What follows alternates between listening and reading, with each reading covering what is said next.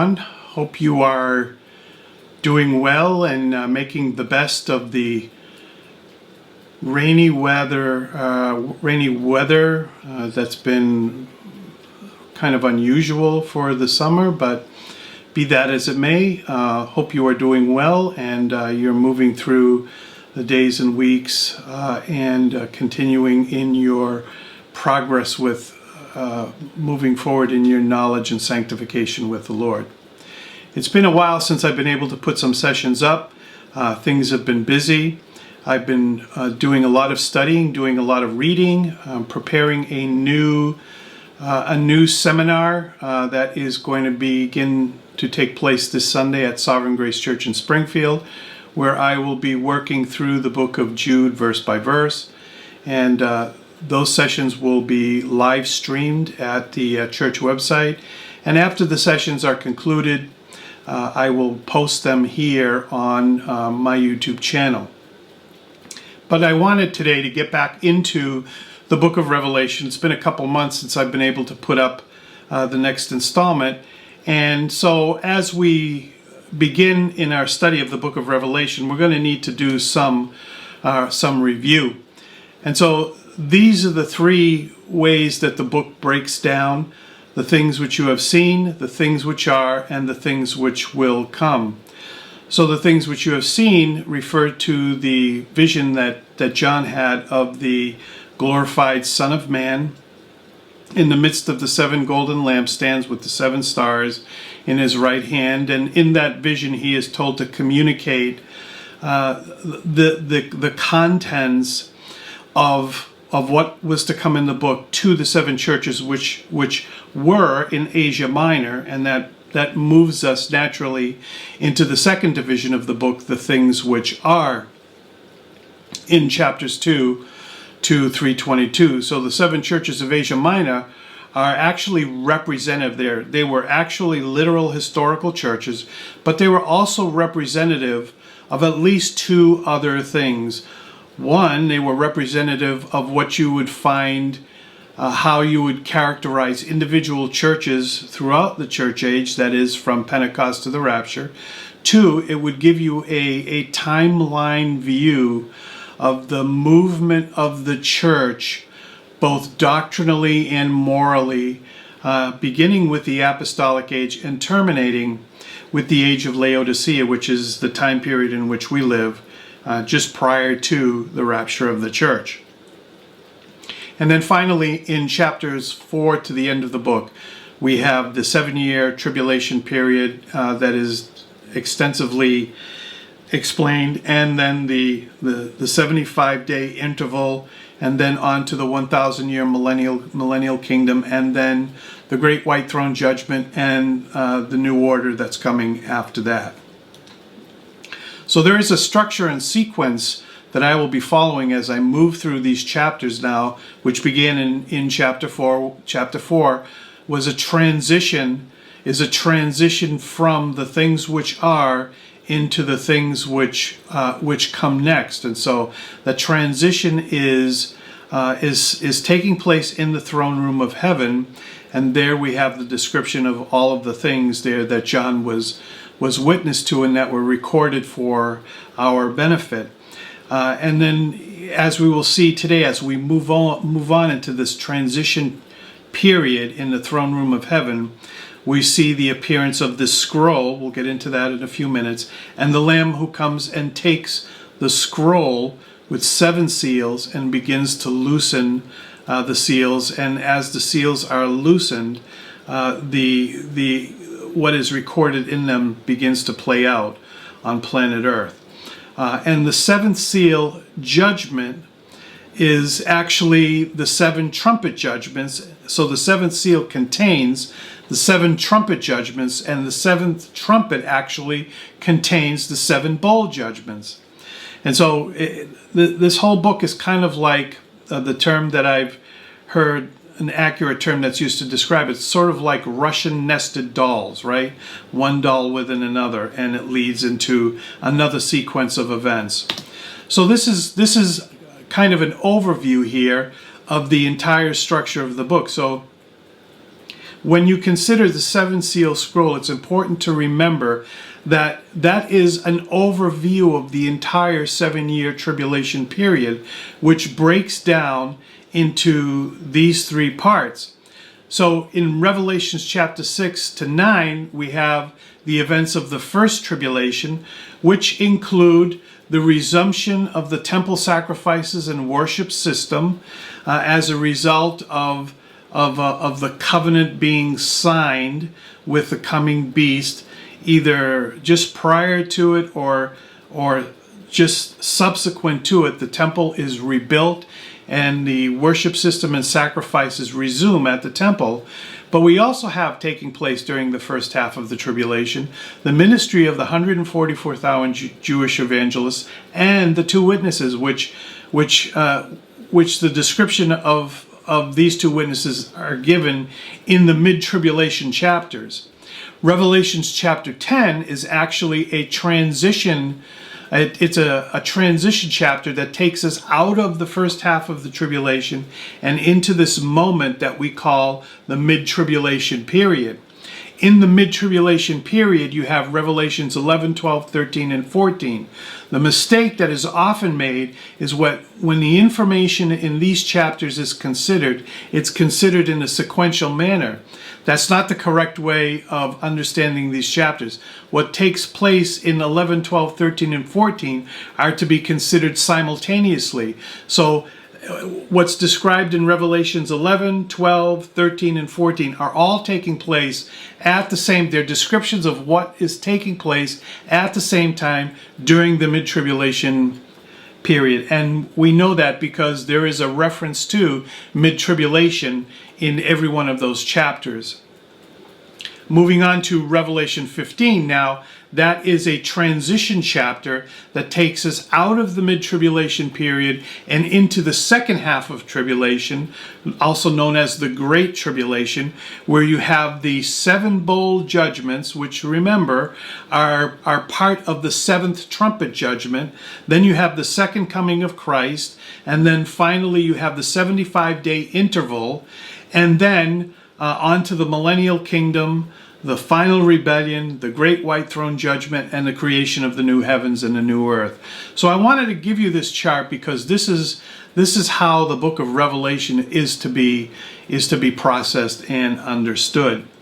So moving back now to the throne room of heaven, you'll remember that in our last session, John in a vision was transported to heaven, and there he witnessed and gave us a description of the throne and the Shekinah glory. He gave us the witness and the description of the 4 living creatures, cherub, seraphim. They seem to be both combined there. The 24 elders, which are representative of the raptured church, the crystal sea, and the hymn of praise that is being sung. So as we move on in today's session, we're going to zoom back into the throne as John's vision continues and sets up the events which will begin to take place on the earth during the 7-year tribulation period. So these chapters are a transition now. They transition us into the 7-year tribulation period. Okay, so we have this question that arises in Revelation chapter 5. Reading in Revelation chapter 5, verse 1, "And I saw in the right hand of him who sat on the throne, that is God the Father, a scroll written inside and on the back, sealed with 7 seals. Then I saw a strong angel proclaiming with a loud voice," and here comes the question, "Who is worthy to open the scroll and to loose its seals? And no one in heaven or under the earth on the earth or under the earth was able to open the scroll or to look at it." And so that word worthy there in the Greek means appropriate, deserving, having the authority, having the legal right to open this legal document, to open it up and to loose its seals, and in the loosing of its seals would unbind and put into effect the terms of the legal agreement here. So what is this scroll? What does it represent? So the scroll, we are told here, is sealed with 7 seals, which was a common way that legal documents were sealed in the ancient world. What's different about this one is that it has 7 seals on it. But be that as it may, we are told that this scroll with 7 seals has writing on the inside, which details the terms of the agreement, and writing on the outside, which was a summary of what was written on the inside. Remember now that under the Jewish Levitical covenant, that land was given to particular tribes and particular families within those tribes, and that land was theirs in perpetuity. But there was a provision in that if a family or if a landowner came under some financial duress or fell into poverty, they could temporarily take that land that was theirs and temporarily deed it over to a creditor or to someone who could help them out in the financial condition. However, there was a provision that after 49 years, at the end of 49 years, that land, that deed would have to be returned to its rightful owner, to the one to whom it had been delivered to in the division of the land. That's known as the year of Jubilee. Debts were released, so on and so forth. Now, having said that, the way the monetary value was placed on the temporary transfer of that land deed to the creditor or to the one who was rendering financial assistance was based upon how many years of that 49 years had not expired at the time that the land had been given to the creditor or the one who was to render financial assistance. So let's say that 25 years had passed in the reckoning of the year of Jubilee, then the land value or the temporary entitlement of the land to the creditor would be based upon 25 years remaining until the year of Jubilee. And so it was necessary that a summary of the contents in the deed were written on the outside, as many times it would be transferred from person to person. And also, secondarily, and maybe of primary importance, is those seals could not be broken except for someone who had the legal authority, a magistrate, to do it, because once those seals were broken, the contents of that document were null and void. Only a magistrate could break the seals, consider its content, and then reseal the document. And so this was a common practice with land deeds. But now the question arises, the land deed to what? Many have assumed that this is a reference to the land deed to the earth, and probably in a general way, but because we're dealing here with the 7-year tribulation period and we're dealing here with the land of Israel, that this has to be specific to Israel. So I believe that it is the land deed to Israel. As a result of their violating the land Sabbaths and the covenant which they made at Mount Sinai, Israel was expelled from the land, and the land was temporarily given to the Gentiles. Now, throughout this whole period, Israel retains ownership, but temporarily loses possession of the land. And so, kind of like that document.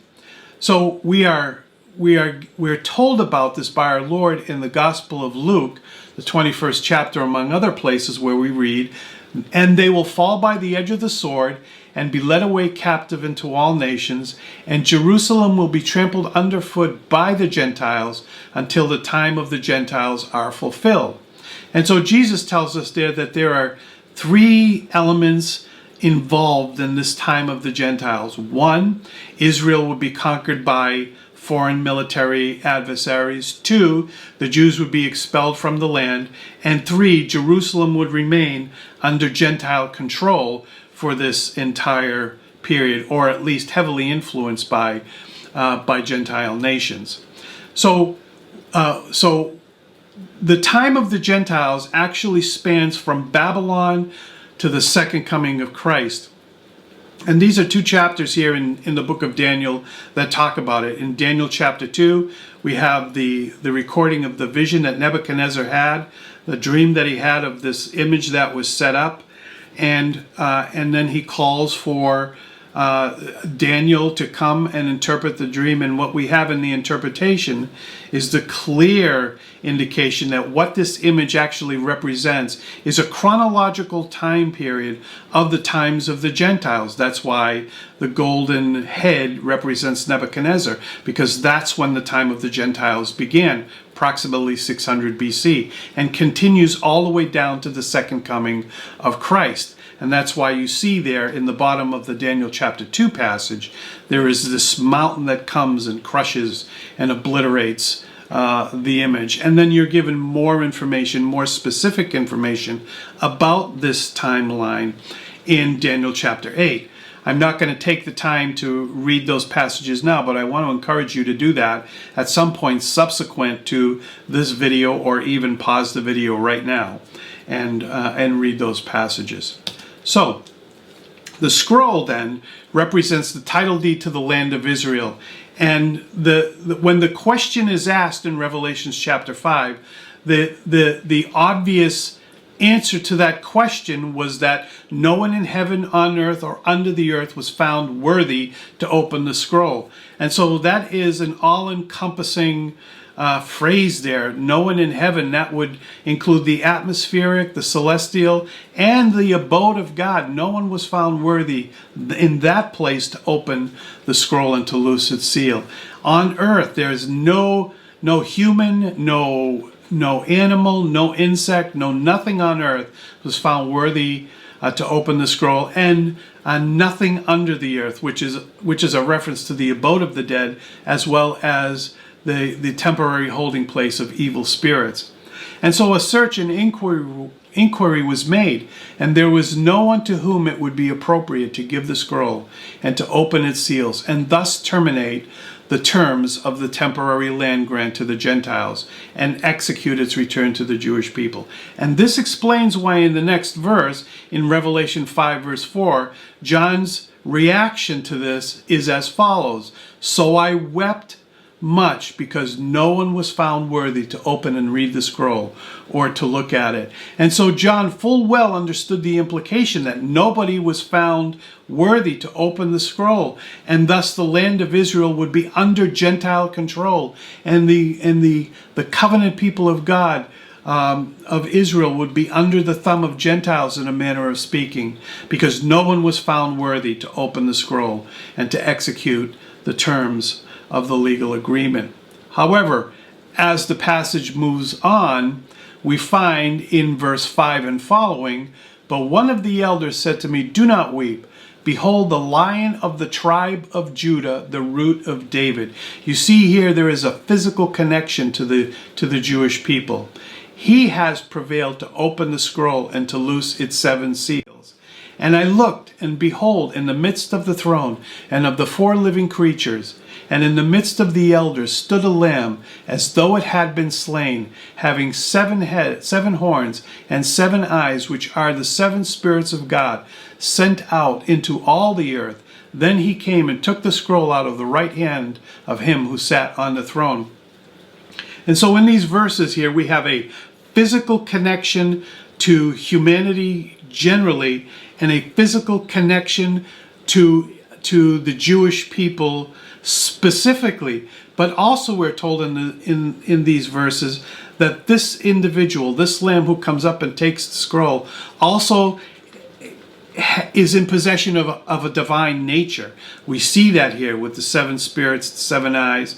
He is the one who has prevailed, that is to overcome. He is the one who was able to stand as the representative of the people of Israel and fully fulfill the terms of the covenant, and fully pay the penalty on their behalf, and fully pay the penalty on humanity's behalf as we expand, the effectiveness of what was done on the cross. He is the one who overcame death, hell, and the devil, and had prevailed to come up. He had the the authority, as he was a physical descendant of the Jewish people, and as he is of divine nature. So thus he and he alone was worthy and had the authority to take the scroll, to break the seals, and to execute the removal of the title deed from the Gentiles and return it to Israel. And that is really what the book of Revelation is about. It is about the execution and the God bringing the people of Israel back under the covenant and taking away control of all that had been promised to Israel, but they had lost as a result of their rebellion and ultimately their rejection of Christ, and had been temporarily given to the Gentiles, and it takes it back and gives it to its rightful owners.